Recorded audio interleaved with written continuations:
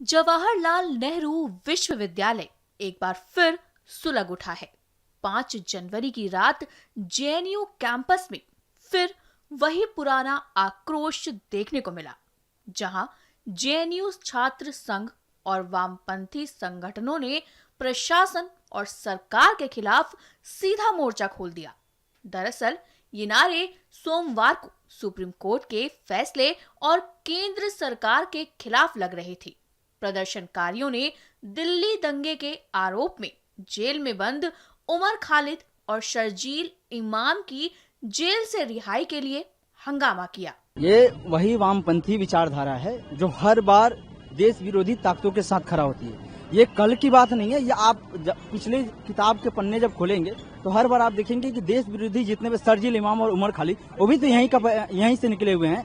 तो कल supreme court ने जब इनकी बेल को डिनाई किया तो जहां तक मुझे लगता है कि किसी भी न्यायपालिका में सरकार का हस्तक्षेप नहीं होता है, लेकिन इन वामपंथियों को लगता है कि शर्जील इमाम और उमर खालिद जैसे देश विरोधी ताकतों को अगर बेल नहीं दिया गया तो गवर्नमेंट की वजह से उसके विरोध में लोग मोदी शाह और जो भी हैं अपने गवर्नमेंट में अभी सत्ता में उनके खिलाफ इन्होंने नारेबाजी किया है। कल यही है तो आज उस दौर में है हम जहाँ नया भारत है, धर्म अलग हो सकता है लेकिन न्याय सबको समान मिलेगा।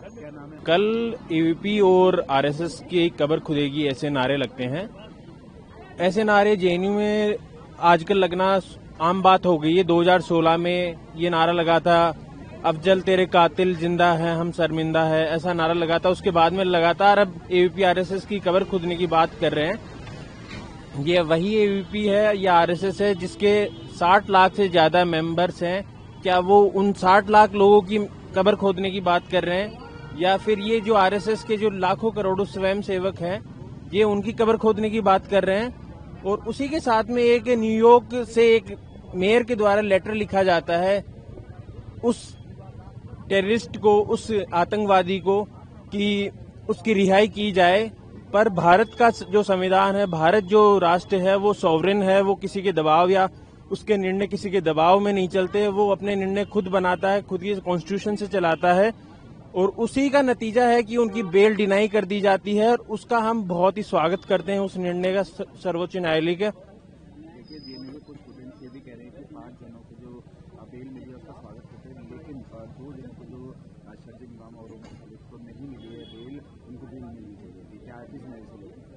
नहीं, उनको बेल नहीं मिलनी चाहिए। सेपरेटिस्ट और एक्सट्रीमिस्ट की भारत में कोई जगह नहीं है, उनकी सिर्फ जेल जगह है।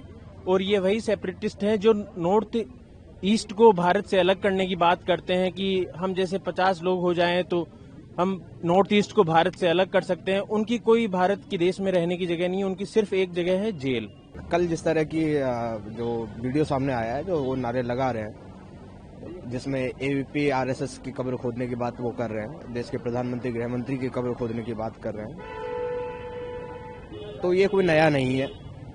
वामपंथियों का और इतिहास रहा है, पूरा एक लंबा इतिहास है उनका कि वो देश के संविधान में, देश की न्यायपालिका में उनका कोई भरोसा नहीं है। बस वो एक संवैधानिक और संविधान की बात करते हैं सिर्फ अपने आप को बचाने के लिए, अपने आतंकवादियों को बचाने के लिए। 2016 में या उससे पहले जब अफजल गुरु को फांसी दी गई, तो अफजल गुरु को फांसी दी जाने के बाद में वो लोग यहाँ पे अफजल हम शर्मिंदा हैं, तेरे कातिल जिंदा हैं, उस भारतीय न्यायपालिका जिसने उसको सजा दी, उस न्यायपालिका के खिलाफ वो नारेबाजी करते हैं।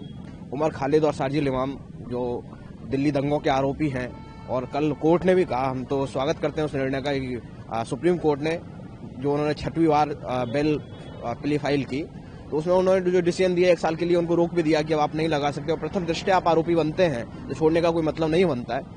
तो न्यायपालिका, भारतीय न्यायपालिका जो काम कर रही है, भारतीय संविधान जिस तरह काम कर रहा है, भारतीय कानून जिस तरह काम कर रहा है, उस पर इनको विश्वास नहीं है, इसीलिए ये लोग उसका विरोध कर रहे हैं। जो विदेशी ताकतें जिस तरह से एक कोर्ट के डिसीजन आने से पहले दबाव बना रही थी, एक मोरल दबाव बना रही थी, उसका कोई फायदा हुआ नहीं, क्योंकि जो आरोपी है देशद्रोह में उनको सजा मिलेगी।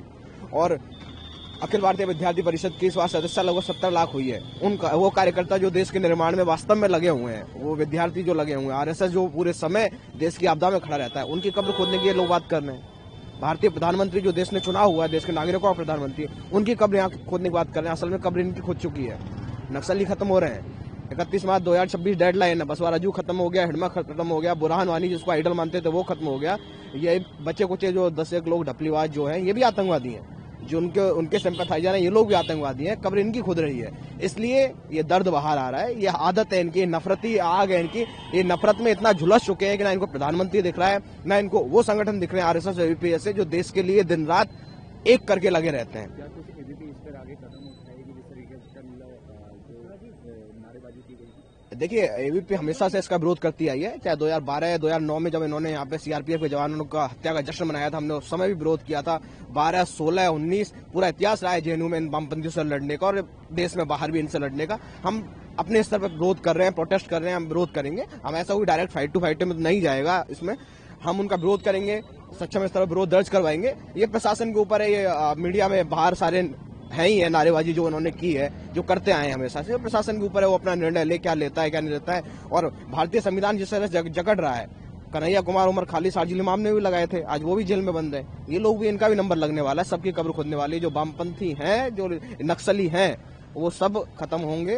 धीरे धीरे विचारधारा पूरी तरह समाप्त होने वाली है। इस देश में उनका कोई स्थान नहीं है। जो भारतीय संविधान पर भरोसा नहीं कर सकता, भारतीय कानून में विश्वास नहीं कर सकता, भारतीय न्यायपालिका पर विश्वास नहीं रख सकता, उसका इस देश में कोई जगह नहीं है।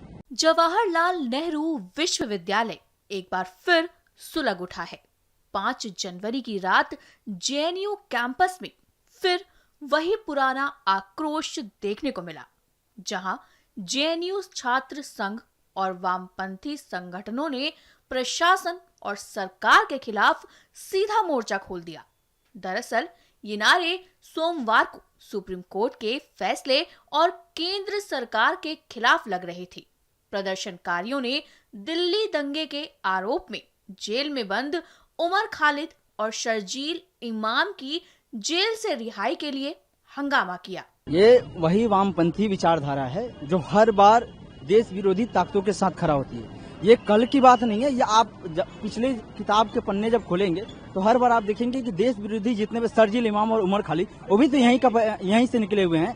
तो कल सुप्रीम कोर्ट ने जब इनकी बेल को डिनाई किया, तो जहां तक मुझे लगता है कि किसी भी न्यायपालिका में सरकार का हस्तक्षेप नहीं होता है, लेकिन इन वामपंथियों को लगता है कि शर्जील इमाम और उमर खालिद जैसे देश विरोधी ताकतों को अगर बेल नहीं दिया गया तो गवर्नमेंट की वजह से उसके विरोध में ये लोग मोदी शाह और जो भी हैं अपने गवर्नमेंट में अभी सत्ता में, उनके खिलाफ इन्होंने नारेबाजी किया है। कल यही है, तो आज उस दौर में है हम जहाँ नया भारत है, धर्म अलग हो सकता है लेकिन न्याय सबको समान मिलेगा। कल एबीपी और आरएसएस की कब्र खुदेगी ऐसे नारे लगते हैं। ऐसे नारे जेएनयू में आजकल लगना आम बात हो गई है। 2016 में ये नारा लगा था, अफजल तेरे कातिल जिंदा है हम शर्मिंदा है, ऐसा नारा लगा था। उसके बाद में लगातार अब एबीपी आरएसएस की कब्र खुदने की बात कर रहे हैं। ये वही एबीपी है या आरएसएस है जिसके 60 लाख से ज्यादा मेंबर्स हैं। क्या वो उन 60 लाख लोगों की कब्र खोदने की बात कर रहे हैं, या फिर ये जो आरएसएस के जो लाखों करोड़ों स्वयं सेवक हैं, ये उनकी कब्र खोदने की बात कर रहे हैं? और उसी के साथ में एक न्यूयॉर्क से एक मेयर के द्वारा लेटर लिखा जाता है उस टेररिस्ट को, उस आतंकवादी को, कि उसकी रिहाई की जाए। पर भारत का जो संविधान है, भारत जो राष्ट्र है, वो सॉवरेन है, वो किसी के दबाव या उसके निर्णय किसी के दबाव में नहीं चलते। वो अपने निर्णय खुद बनाता है, खुद की कॉन्स्टिट्यूशन से चलाता है, और उसी का नतीजा है कि उनकी बेल डिनाई कर दी जाती है। और उसका हम बहुत ही स्वागत करते हैं, उस निर्णय का, सर्वोच्च न्यायालय का। देखिए, जेएनयू में कुछ स्टूडेंट्स ये भी कह रहे हैं कि 5 जनों को जो बेल मिली है उसका स्वागत करते हैं, लेकिन 2 जनों को जो शर्जील इमाम और उमर खालिद को नहीं मिली है बेल, उनको बेल मिलनी चाहिए। क्या आप इस नए से लेते हैं? नहीं, उनको बेल नहीं मिलनी चाहिए। सेपरेटिस्ट और एक्सट्रीमिस्ट की भारत में कोई जगह नहीं है, उनकी सिर्फ जेल जगह है। और ये वही सेपरेटिस्ट हैं जो नॉर्थ ईस्ट को भारत से अलग करने की बात करते हैं कि हम जैसे 50 लोग हो जाएं तो हम नॉर्थ ईस्ट को भारत से अलग कर सकते हैं। उनकी कोई भारत के देश में रहने की जगह नहीं है, उनकी सिर्फ एक जगह है, जेल। कल जिस तरह की जो वीडियो सामने आया है, जो वो नारे लगा रहे हैं, जिसमें एबीपी आरएसएस की कब्र खोदने की बात वो कर रहे हैं, देश के प्रधानमंत्री, गृह मंत्री की कब्र खोदने की बात कर रहे हैं, तो ये कोई नया नहीं है।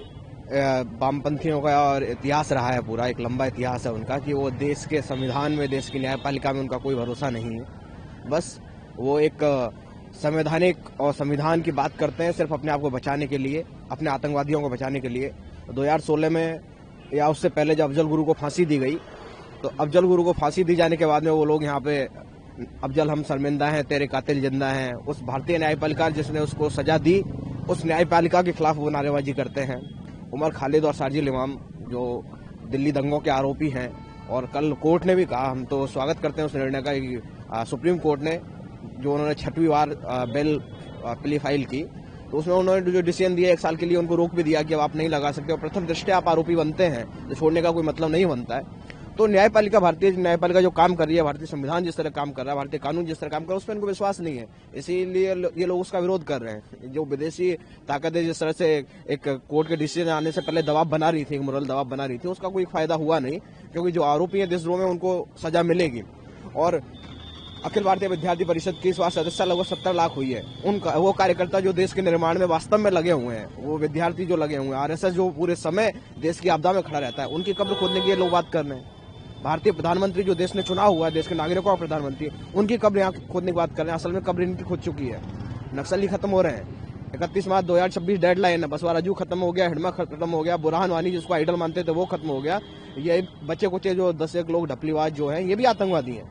जो उनके सिंपैथाइजर हैं, ये लोग भी आतंकवादी हैं। कब्र इनकी खुद रही है, इसलिए ये दर्द बाहर आ रहा है। ये आदत है इनकी, नफरती आग है इनकी। ये नफरत में इतना झुलस चुके हैं कि ना इनको प्रधानमंत्री दिख रहा है, ना इनको वो संगठन दिख रहे हैं आरएसएस और एबीपी से जो देश के लिए दिन रात एक करके लगे रहते हैं। क्या कुछ एबीपी इस पर आगे कदम उठाएगी जिस तरीके से जो नारेबाजी की गई? देखिए, एबीपी हमेशा से इसका विरोध करती आई है। चाहे 2012 2009 में जब इन्होंने यहाँ पे सीआरपीएफ के जवानों का हत्या का जश्न मनाया था, हमने उस समय भी विरोध किया था। 12, 16, 19 पूरा इतिहास रहा है जेएनयू में इन वामपंथियों से लड़ने का, और देश में बाहर भी इनसे लड़ने का। हम अपने स्तर पर विरोध कर रहे हैं, प्रोटेस्ट कर रहे हैं, हम विरोध करेंगे। हम ऐसा कोई डायरेक्ट फाइट टू फाइट में तो नहीं जाएगा इसमें। हम उनका विरोध करेंगे, सक्षम स्तर पर विरोध दर्ज करवाएंगे। ये प्रशासन के ऊपर है, ये मीडिया में बाहर सारे है ही है नारेबाजी जो उन्होंने की है, जो करते आए हैं हमेशा से। प्रशासन के ऊपर है, वो अपना निर्णय ले, क्या लेता है क्या नहीं लेता है। और भारतीय संविधान जिस तरह से जकड़ रहा है, कन्हैया कुमार, उमर खालिद, शारजिल इमाम ने भी लगाए थे, आज वो भी जेल में बंद है। ये लोग भी, इनका भी नंबर लगने वाला है। सबकी कब्र खोदने वाली जो वामपंथी हैं, जो नक्सली हैं, वो सब खत्म होंगे। धीरे धीरे विचारधारा पूरी तरह समाप्त होने वाली है। इस देश में उनका कोई स्थान नहीं है। जो भारतीय संविधान पे भरोसा नहीं कर सकता, भारतीय कानून में विश्वास नहीं कर सकता, भारतीय न्यायपालिका पे विश्वास नहीं रख सकता, उसका इस देश में कोई जगह नहीं। For more of such videos, do like, share and subscribe to ET Now Swadesh.